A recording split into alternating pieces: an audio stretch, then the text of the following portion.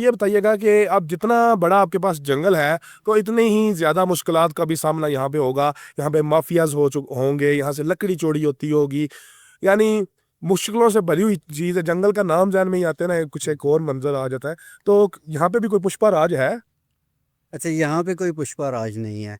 अच्छा। यहाँ पे पुष्पा राज ना होने की दो तीन टेक्निकल रीजंस मैं आपको दूं, क्योंकि आपकी ऑडियंस देख रही है उनकी जस्टिफिकेशन के लिए कि एक हमारे पास गूगल मैप है। उस गूगल मैप के ऊपर अगर आप जाके 2005 को कंपेयर करते हैं 2025-26 के साथ, तो मरी में जो आपकी डेंसिटी है, ट्री कवर है, ग्रीन कवर है, वो बड़ा है। बड़ा है। ये नहीं है कि कम हुआ है। ये एक बहुत बड़ी इंडिकेशन है कि यहाँ पे माफियाज नहीं है।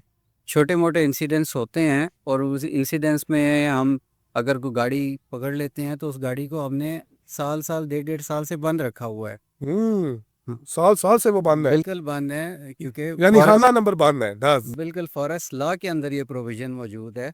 और इसके अलावा अगर कोई छोटे मोटे इंसिडेंट्स होते हैं तो जो एज पर लॉ जुर्माना बनता है, हम जुर्माना भी लेते हैं। बट वो माफियाज या पुष्पा वाला जो आप कह रहे हैं वो यहाँ पे नहीं है।